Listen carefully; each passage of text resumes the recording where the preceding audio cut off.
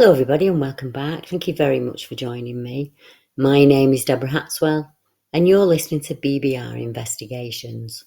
Please join me while I chat with my good friend and colleague Kenny Thibodeau of the North American Dogman Project.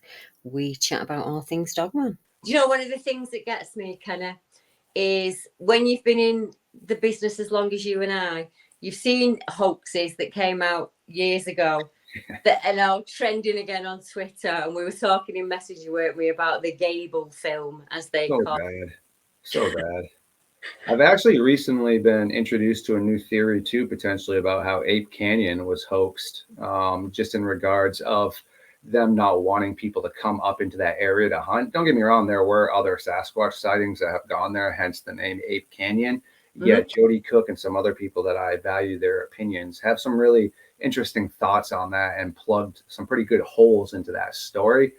Right. Yeah. It's people, I've got to be honest, I believe some people like to be conned. You know, like the new clothes. They love it. Yeah, just like drama and like, I don't know, some people like to always watch these drama-filled shows, but they claim they don't like drama, but they're watching Grey's Anatomy. It's like, okay. Us humans, we like a tribe. And yes, of course.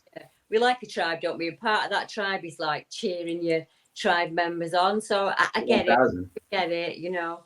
But I mean, at the end of the day, the Gable film for me, when I first saw that, I shot back in my seat because when he comes running out that grass with that ghillie suit thing on him, he looks like a monster.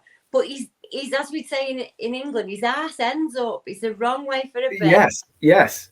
Wrong way for the dog. And when the guy who's made the hoax goes onto mainline media and says, "I made that," and that is a hoax. But yeah, it's still real, right? Did it make it onto TikTok in 2024? Oh, TikTok's the worst. Is that where we're all getting our resources now? Apparently, I mean, everyone wants to see it's saddening when I go online and I actually look at people that project the truth and such, and then you go to people's reaction channels and people's TikTok channels, and they're literally spewing out crap. Yet everyone's like chiming in with the likes and this is amazing. And I'm just sitting here thinking to myself, all you're doing is making this puddle so much murkier for everybody else to actually have somebody with credence sit down and want to interact with you because you're sitting here flying up with TikTok. I mean, the Gable film, like I said, was debunked when I was 11 in high school on Monster Quest. I'm pretty sure season 2 American Wolfman, they literally rip RIP that film. Good night. And everyone's still, like I said, that gentleman that chimed in on my page saying the only thing that's fake about that is the person that created that. Well, wait a second. Doesn't that mean the whole thing is faked? And also the guy has already admitted to it. He made a round 2, which both of the videos look honestly faker than, like I said, a 4-year-old Smurf sighting by my niece. It's so bad. And when you actually see the teeth come up, it's legit a mask. And look at how any animal moves. I mean, whether it's a wolf, a regular dog, a bear, anything on 4 legs does not move as sloppy as that. And let's be real. Are you really going to sit there with your camera when this thing's like 20 yards just booting towards you? I mean, if that doesn't scream fake, I'm not really sure what does. Because like you said, when you had your encounter, you just tossed your friend out of the way. Another girl that I spoke to down in the LBL that was recording something, the sunset, she heard weird things and it pops up out of the bush. She just chucks her phone and boots and goes back to get her husband. And when they came back to the area, her phone was still there, which is how she re-got it. But it wasn't like she was just like, what the hell? Whether it was fake or not, someone hoaxing her, she still had that reaction of, I'm out of here. So why is this guy in the Gable film just legit sitting there? And I mean, we've seen the old snow machines broken down. Like I said, I'm just baffled that we are all, not us, but people are still throwing around hoaxes. It's terrible. I have a lot of YouTube friends, and over the years, I've met lots of people that live in like Alaska, BC, Canada, those kind of areas. And when they buy a parcel of land, sometimes there will be, the owner will have just left because you can't haul things out. It costs you money. And they get side-by-sides, boats, canoes, whatever's left on that property becomes yours because you bought that parcel. So to me, I thought, well, that makes perfect sense. because the machine's fitted for the time. That's why he's probably done And he it. used an old camera too that he said he got at like a yard sale, and he also put that video in at a yard sale as well to try to bamboozle people. So I mean, what if I'm not even law enforcement here? I'm just a journalist. Like, why am I able to piece this together like a puzzle? I mean, I'm so baffled. We've lost the art of critical thinking is the real problem, Kenneth. We have lost the art of critical thinking. If I see a photograph and it's really well lit, I think that's been lit for shot. Of course. You know, I work in TV and I can tell that they're lighting it from below to get those canines, to get that shine skin. I mean, look at a trail cam with just a deer or a fox. I mean, you can tell what it is. Yeah, it doesn't have these elongated, where it's perfect, where it literally looks like it's just posing for a picture. Come on now. I mean, no wild animal for the most part will just pose. I mean, I can get my squirrel when she's waiting for a peanut to be like, but I mean, it's because she's waiting. Yeah. Yes. I mean, I've got to be honest, the Ape Canyon thing interests me because I've followed Jody Cook for a really long time. I have a lot of respect for the guy because I remember when he was setting up the North American Dogman project, and he was like, I was doing in England, he was like, no, we've got to collect these reports. Mm-hmm. We can't just keep letting them go into oblivion because there's actual scientific data within these, within each witness. And we need to take that and map that account so we can see if there are any patterns. I mean, the guy's a born genius, I've got to be honest with you. Well, that's what I try to do too. Yeah, it's the best way to research, I think, because you can't remember all of the cases. No.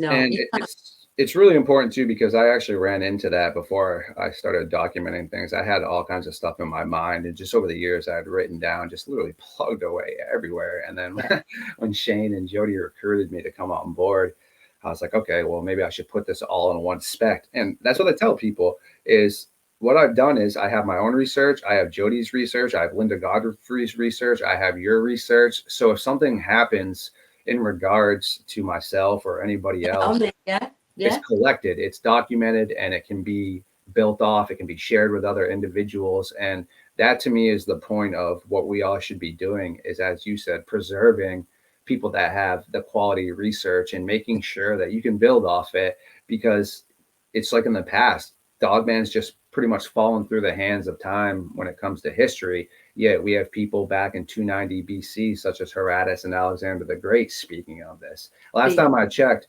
Alexander the Great pretty much was hellbound and hell content on conquering and becoming pretty much a god in his mind. So why would this guy be sitting here hoaxing about dog-headed people coming down from the mountains and either fighting with them or against them? Why in 2021 in Iraq, when Jody was over there, why are local villagers speaking about dog-headed men that live deep within the mountains, or dog-headed people that come down and sometimes trade with the merchants? Like, where does this come from? What is this merchant in the middle of Iraq, a war-torn place? What does he gain from that? I mean, he's not getting to come to America afterwards. He's not getting paid for that. He's literally, or she is literally just sharing information, and there is no clicks or likes for them. They're literally in the middle of the desert. So why did that come up? Why was that stated?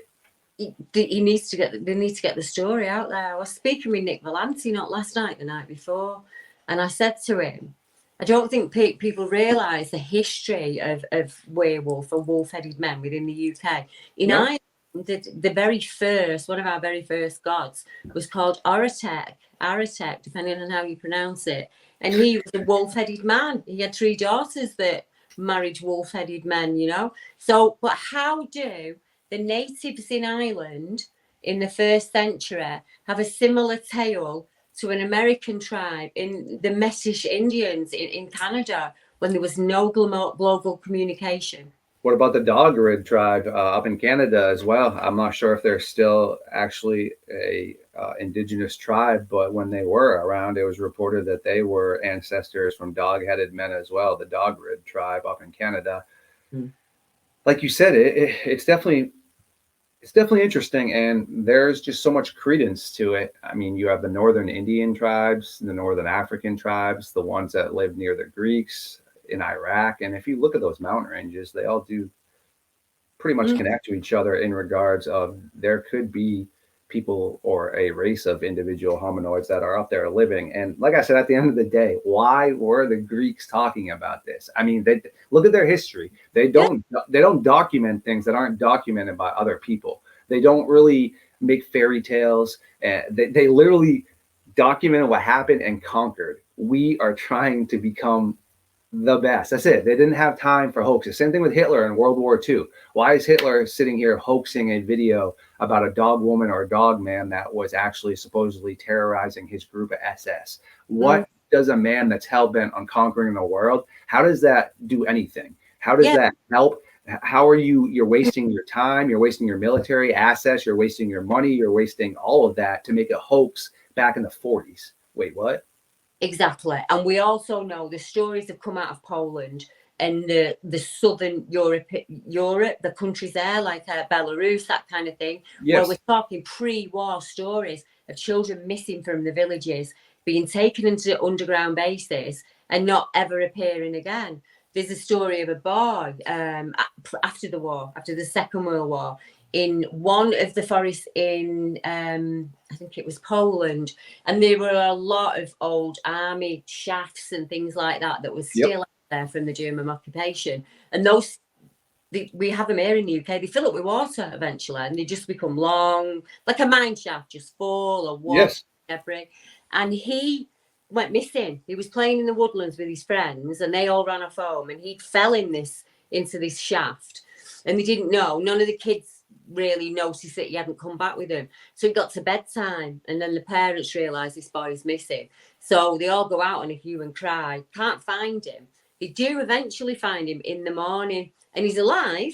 And he said that a wolf put its head over the shaft and kept saying to him, "Don't go to sleep, stay awake, don't go to sleep." Yeah, in his own language. And when the humans were coming from the village, that wolf went off. Now, we're not talking 17th century. We're talking 1948. Yes. Yeah, they do have a language which is reported that they, yip and bark and use basically kind of a form of sign language. But the Greeks did, speak about how they were able to interact kind of by doing those sign language and understanding what it is that entity was trying to interact with them about. Go back. I mean, you've worked different cases like I have. You've had quite a few coming in over the last 6 months.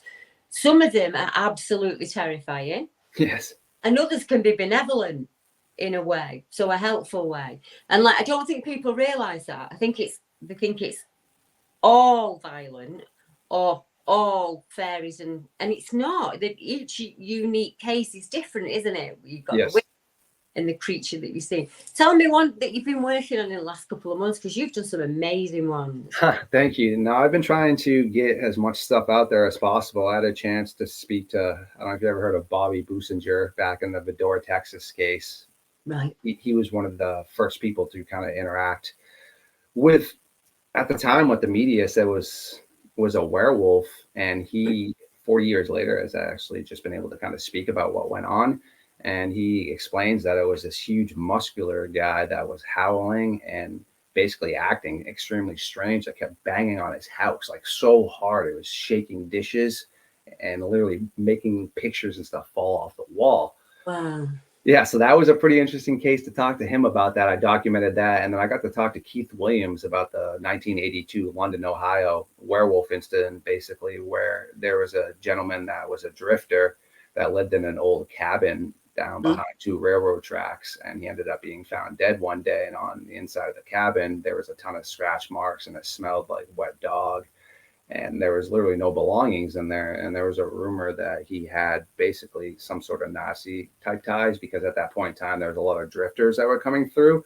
So that was pretty interesting. And then also just last week, I spoke to a friend up here that had an encounter in Shapley, Maine, which was some nightmare fuel, where a fox that he believed was a female fox was coming up at night, kind of limping towards his front porch. So he felt bad, but he didn't necessarily want to go right out. So he was trying to get his dogs to get away from the door to figure out what it was or how he was going to handle the situation. And as he turned the light off for a second, he said, as soon as he turned the light off, the fox put its foot down, looked behind it, and ran off. Then all of a sudden he saw about 6 to 8 feet above the ground these huge, massive red eyes. So he seems to think that whatever this was, that the fox was potentially trying to, I mean, not the fox, sorry, the coyote was trying to lure him out and his dogs so that when they stepped outside, it could potentially ambush them. I'm always used to saying fox because of Fox 10, my Starfox radio. But yeah, so he was totally caught off guard by that. And if you look at, there's numerous cases where they have been reported to travel in packs with coyotes, wolves, and things like that. And if you also look at domesticated dogs, unfortunately, when I have my YouTube channel on in the background, sometimes when I'm working on things, I'll end up, I don't know, the algorithm will throw on some trail cam or house cam footage of some, I don't like to use this term, but bozo that decides to leave their dogs outside in an area where there's let them roll. a ton of wolves and things, and you literally see either the coyote or the wolf, one come up and basically get the dog's attention. The dog goes down to try to play. They have 4, 5, 6, boom, boom, boom, take them, pull them away. And a lot of people don't realize that domesticated dogs are looked upon as weak to wild animals. Yeah, they are. Yeah. Yes. So if they're doing that to domesticated dogs, it's no different than potentially trying to lead you out or a child out as well. I've had a case in Maine where a woman said that she saw one of these dark black red-eyed dog creatures going like this to her child, trying to get him to come over and play with it, which is pretty interesting behavior. That's something you would expect from a human that has some sort of bad intention.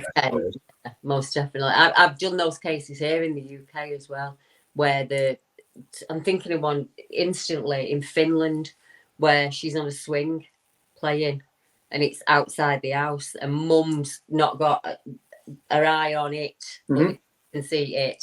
And she literally ran into the house and put herself in the house. She said it was looking at her, basically waiting for her to come back out again, kind of thing. 100%. I'm going to send you some more pictures recently that have been sent to me that are actually straight up. They're hard to debunk. I mean, you see the muzzle, you see the pointed ears, and they're literally leaning out from behind the tree, and it looks like a werewolf from The Howling. No exaggeration. It's pretty hard to debunk that stuff. I mean, you have a lot of blur squatches and things that are quite obviously not quality. Yes.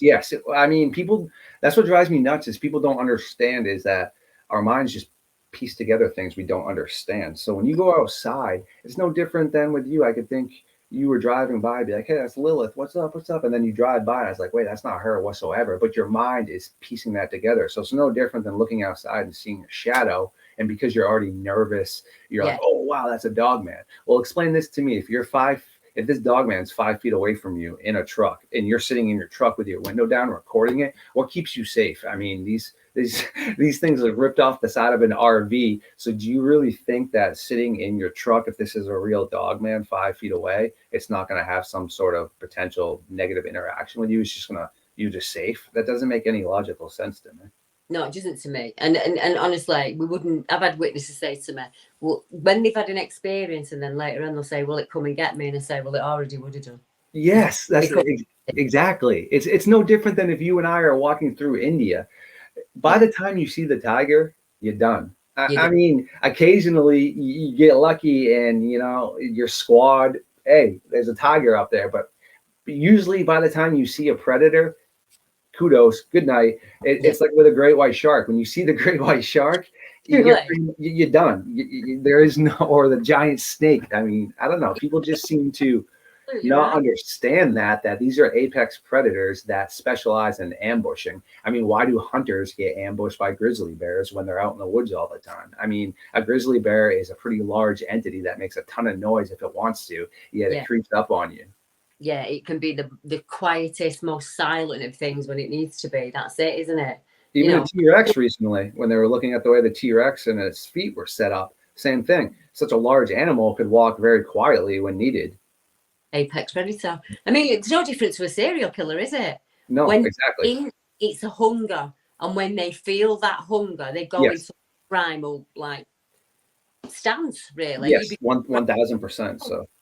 And that's they're acting like they are, because that's like saying a dog's wrong for chasing down a rabbit. A dog's just being a dog.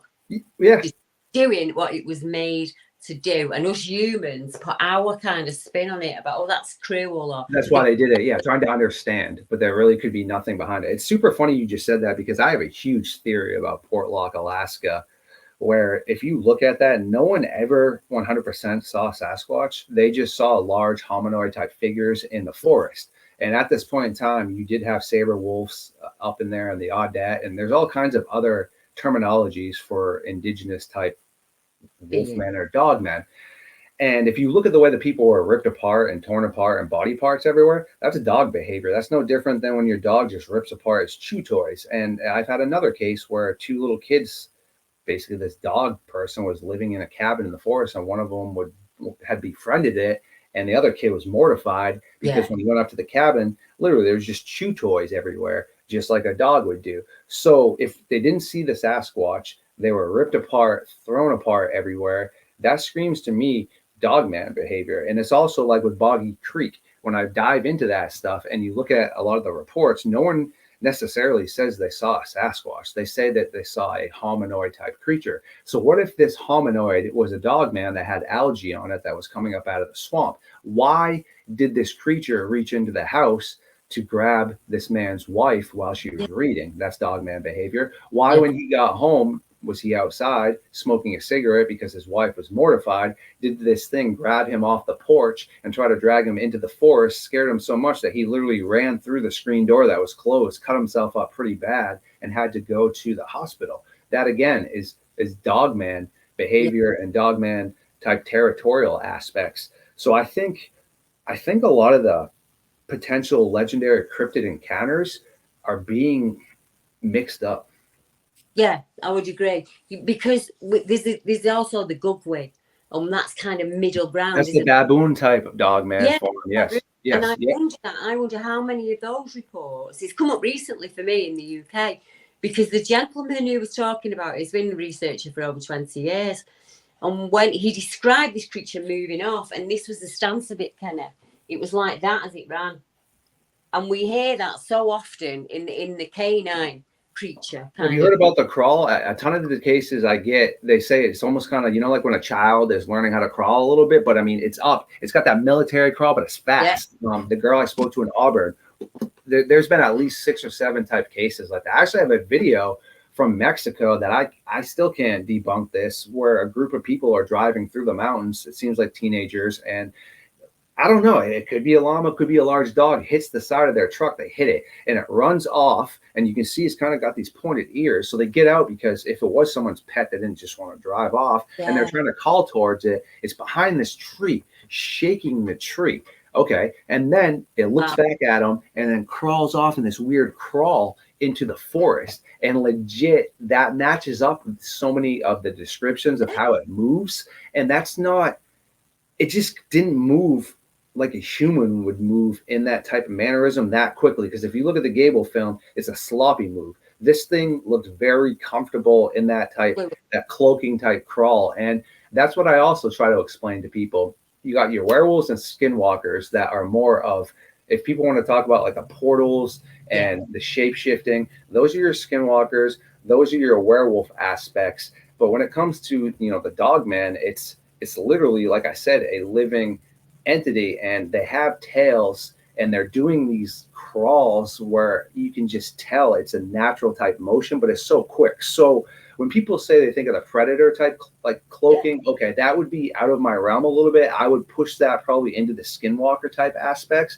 When I think of cloaking for a dogman, cloaking, I think of just, have you seen that video in Michigan where, again, that idiot lets his dog off his leash and you see these 2 large ears? And once the thing gets up, it is a massive jet black looking potential dogman. And look how that was cloaking. Look at a tiger. Look at a house cat. Look at a wolf. They lay down, they push themselves to the ground, and you can see their ears. So to me, that would be cloaking, because yes, it's going to be hiding in the tall grass. It's going to be hiding in the brush.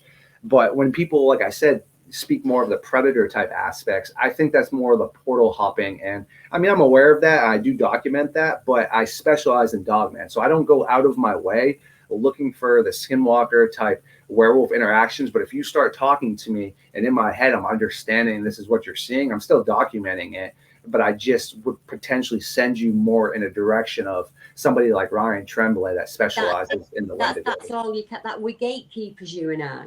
So when these witnesses come to him, the worst thing we can do is tell them what they saw. Yes, I don't say anything. I let you talk because you can't live you can't interject. Yes. So then you say, right, I don't know what you saw that day. I wasn't stood next to you, but these are all the possible theories. After, yes. Behind it, you know, and you do it like that kind of thing, and then that's up to them. I'm with you on this one. I think we don't really. The easiest analogy I can give is you don't find an Amazon tribe; they find you. You walk past them. You didn't. You know, they are masters of their environment. I've seen an 80-year-old woman who was part of a tribe in Brazil go up a tree like a 12-year-old boy. Yes. Because she'd done it every single day of her life. You're so quick. Yeah, I've seen a Survivor Man tries to do it with his boots on. He's like, man, this hurts. And they're like laughing at him. And Survivor Man's a really good survivalist. Yeah. The feet over generation had changed to be able to do that. That's why I walk barefoot all the time, as much as possible, because shoes and flat feet. She was a master of her environment. She ate the right food. She did the right amount of exercise. Yes. Listens to her body, because that's what you did back then. Your natural rhythms. You weren't up for 15, 16 hours and then slept. Yes. We had 2 sleep patterns. That's what we did. And we move when the animals move, because we are primarily meat eaters. And you gotta save your energy. It's like I believe a tiger is only active 3 to 4 hours a day. The rest of the time it's just napping and sleeping, because energy is precious. It's no different than any other animal. They take the path of least resistance. An animal's not going to specifically walk around something if they can cut across it. It's a waste of energy. Exactly. I think that's where the rivers come in as well, Kenneth. 100%. They're easy areas to navigate. There's not many humans on them at dusk and dawn or in the night. Bears use rivers all the time. And I have at least 7, 8, 9 different cases of dogmen swimming in the water where people have seen them basically looking for shellfish. One couple was on a boogie board, and as they came around the edge of the island up in Canada, they saw what they thought was a potentially large black loud that was swimming, and they thought it was potentially the people on the boat coming their way, dogs. So they're waving them down. They're like, "Hey, your dog, your dog." But then as the boat got closer, the dog whipped its head towards them, and they knew it wasn't a dog anymore. It had like glowing eyes, and it was massive. And they said that the boat coming in spooked it, and it dove under, swam to the shore, got up, and walked off. I have another case where someone was sitting there fishing at night, and all of a sudden he felt like something was watching him. He looked up, and there was a dogman literally like 20, 30 yards away on a log floating across, looking at him. And he said that the dogman kept looking over to the grass beside it, almost like it was communicating or trying to get the attention of something else to ambush him from behind.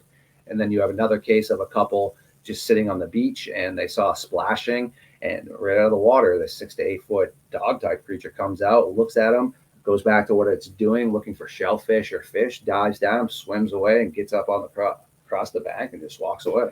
I've taken a lot of cases where people speak about them in and around water. Some people believe they can go under the banks, and you learn something new every day. It was only about 3 months ago, somebody messaged me on YouTube and said, "Debbie, have you ever heard of them being, how did he put it?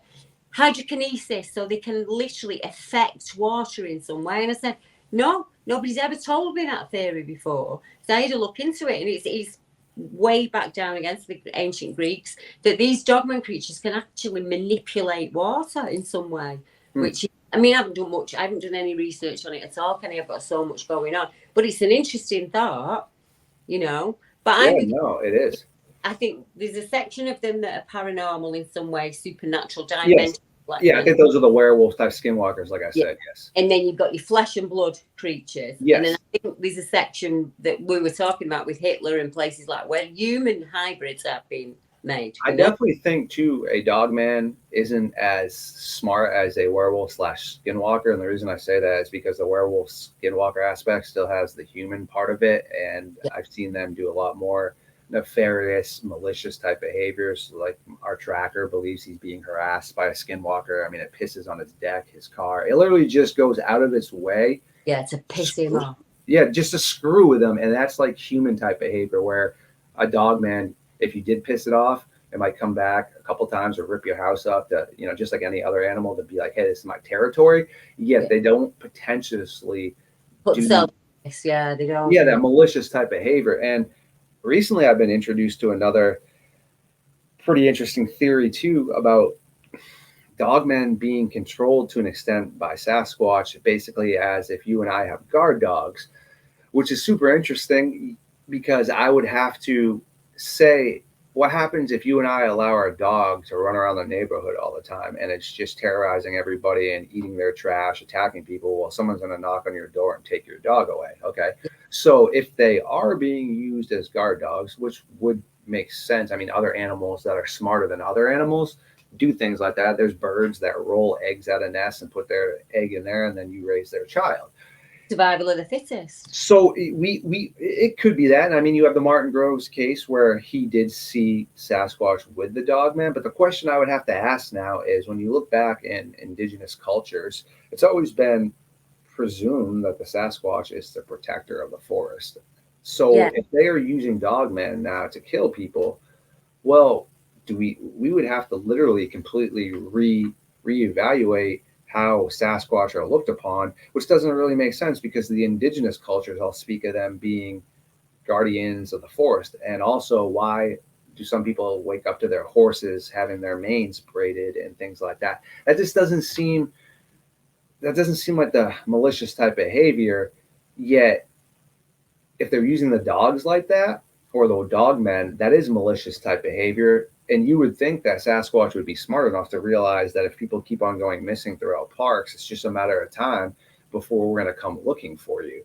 So then that makes you think, okay, well, are these basically just kind of not as well trained dogs? Are they just doing their own thing? Basically, when the Sasquatch might be out doing whatever else it's doing, does the dog just run around and do whatever it wants until it's called back? I mean, what if dogs are clever, and this is how humans ended up owning dogs? Dogs follow humans because humans leave food behind. Yes. If you're warm, they'll sort your wash out. Eventually, that's how you're in front of wolves, just throwing scraps. All of that will happen. But then what we've got, and you should take into consideration, those Native Americans who wrote about them all those years ago have been boxed off and put into these like really places where they suffer with depression, suicide. Yep. It's terrible. It's absolutely terrible, especially here. That happens in Sasquatch. It can be that you've eradicated them so much and you've left them to this one square area that they're pissed off. Act opposite to how they would just to bloody survive. Makes sense. I mean, we're encroaching. If my children were starving, I'd be a very different woman. Oh, yes. You'd think, well, all human beings are wonderful. No, they're not. And some beings can be enslaved. So there are times where even a Sasquatch could be slaved by a dogman. Do you get what I mean? Whatever the weaker is, the stronger one will survive. Yeah. So you've got all those variables playing in, and that's where multiple witness accounts come in, because we're picking like little bits out of the tapestry. And it's starting to come together now. Yeah, like a puzzle. Yep. Yeah, kind of like that. So that's what you do. People say to me, do you not get frustrated? And I say, no. Every new case that comes in is exciting. Yeah, it's all super important. And that just falls back to the people wanting the creepypastas and wanting the overly exaggerated stories. The majority of those overly exaggerated stories, no names, they're fake. A lot of those ones that are, you have some pretty nightmare fuel ones that have been verified, but there's a lot of, I don't want to say names, but there's a lot of these infamous stories that people are throwing around that are supposed to be the most legit Dogman stories that they're not. It literally sounds as if someone has been sitting here trying to write a script for Hollywood. Some podcasters will pay, they actually pay a scriptwriter. Because I'm a podcaster, you get approached by the scriptwriters. You get approached by the guy who writes the algorithm to tell you which one of your reports is going over better and has made the best money. I decided a very long time ago, Meg, I'm only ever going to do it my way. Me too. 1,000. If I don't get anywhere doing it. And I remember saying to Mark, my husband, what do I do if I get hoaxed? And he said to me, if you've done everything you can to debunk it, and you honestly believe that this person's come to you in good faith, if they have hoaxed ever, that's on them. Yeah, and honestly, it's okay to be hoaxed. All you need to do is, if you're hoaxed, is you just sit down and you correct what was incorrect, and you move on. It's the people that dodge when they hoaxed and don't enunciate it and don't own it up. I mean, it's part of the game. For example, just because I have the potential Dogman evidence on Facebook, that's potential. There's going to be images that are removed into fake, and there might be some vice versa. That's the whole point of what's going on. So no, I wouldn't worry about that. I would just keep doing what you're doing. And if someone bamboozles you, it happens to the best of us. I mean, it happens to the FBI agents and things. So I mean, it's part of it's just, yeah, it's part of that. I would just brush that off. Like I said, just own up. We make a mistake, you move on, and then you just put out the correct information to correct the mistake. I think that's the best way of doing it, mate. I think there's times I've made mistakes, and there's times when I thought every structure in the woodland was Bigfoot, but that's how you learn. And if I hadn't have spent those years getting it wrong, I'd still be getting it wrong. Do you get what I mean? So this time, it's okay to learn. Yeah, researchers will come to me and say, Debbie, I've had nothing. And this guy's on YouTube getting something week after week after week. And I said to him, well, they're the frauds. Yes. Not happen like that. The only reason I can put out as much stuff as I have is I have 516. Yeah, yes, I mean, and I have 516 pages in my book that I can go through and make content out of. But like you said, I mean, these aren't all brand new cases from yesterday or today. The federal government got a hold of me and they have a monster hunter that is hunting Dogman, and I'm just going to read this email. No, it doesn't work like that. You're absolutely right. You're absolutely right. But I would love to get you on for a live feed. I think I'd love to do a live feed just about Dogman and Dogman cases and just how different they are for each person. I've got a few witnesses who'd be happy to jump on and join. Yeah, that'd be awesome too. I mean, I'm always down to help you out and collaborate with you. I pretty much right now I'm at the point where I'm only making time for individuals such as yourself and like Jessica Jones and people that have, tried to definitely help me out, because I have so much stuff that I've been, collectively working on, and I can always, you know how it is. Time is valuable. So I make time for individuals that make time for me. Because I'm in the same boat. I announced last week that I've kind of gone into semi-retirement, and that really scared people that I were going. And I said to him, no, semi-retirement means for me that I can't be in 200 Facebook groups anymore. I have to leave that behind. There's 1 or 2 or 3 that I'm going to stay in my own group. I've got that much stuff coming in. I've got to concentrate on that. The witnesses always have to be priority number 1 with me. Yes, yeah. That I'm the person who gets a 2 o'clock in the morning phone call when they've seen something and they're verified, That has to come before Facebook. So when I said to people, it's not that I've had an argument with somebody. It's just not my time anymore. I was there back in the day, and everything's set up now. People have got their own podcasts and their own group. Yes. They're all, well, that's what we're supposed to do. And then I'll go on and carry on doing what I'm doing. Because back in the day when I started, there wasn't anybody else. In America there was, but in the UK, nothing. Yeah. Doing those things, I had to spread myself a bit thin. But like now, I'm like, no, I know what I want to concentrate on, what makes me happy. No, that's super, super, super important. And to be quite honest with you, I just have a Facebook group because it's a way that I can put Dogman stuff in there. I mean, Instagram doesn't have a way to do that. There's just not. I mean, even though I'm not a huge Facebook person, Facebook is still one of the larger social media platforms. So I'd say 7 out of every 10 people, maybe 8 have a Facebook. So it's just a way to put it up there. But same thing. I mean, I spend the majority of my time on my YouTube and Starfox radio and stuff like that. But I do just want an area where I'm able to upload images and that's it. That's all I ever wanted it to be. But it's people add you as an expert. So you end up in all of these groups, and as the pings are coming in all day, you're like, you can't do your audio and you're the ping. Yep. So it was just a matter of yeah. Put your phone on airplane. Well, that's what I do. So when I'm doing voiceovers and things like that, I'll throw my phone on do not disturb or airplane mode. And once I'm done, I mean, I know how that rolls. Like, for example, in a 35-minute video, sometimes I got to set up something to shock myself when I say the word because I cannot stand when I say I have to edit that out. You have to take it out. Yes, a 35-minute video the other night. It took me 3.5 hours to get the specs the way I wanted. So no, I definitely understand that. And you can only do what you can do and just plug away. It's like I tell people, my Facebook, my YouTube right now still is under construction. So, I mean, I'm I'll going to get put the links in anyway. People can check cool. them out. Links are below. Awesome. Thank you. Videos. And obviously, me and you have collabed before anyway, haven't we? Yeah, so go find Yeah, that that's one. like number 4, I think, 3 or 4. So, Well, I'm going to bring us to a close now because both you and I are very busy people. But thank you for joining me, Kenny. It's been wonderful as always. thank you. The same thing. To everybody else, I'll be back at the same time next week. Good night, everyone. Thank you for joining me today, and I hope you'll join me for future episodes. I release content like this every week, and I'm sure I'll cover a topic you enjoy, so don't miss out. Hit that follow or like button. Please check out my YouTube and Patreon memberships for early or exclusive content, and you can find the link to them and my social media and donation sites in one handy link tree below. BBR is not funded, so any donation, no matter how small, is highly appreciated. So I will bid you adieu, and I will be back at the same time, the same day, with more from the BBR Case Files.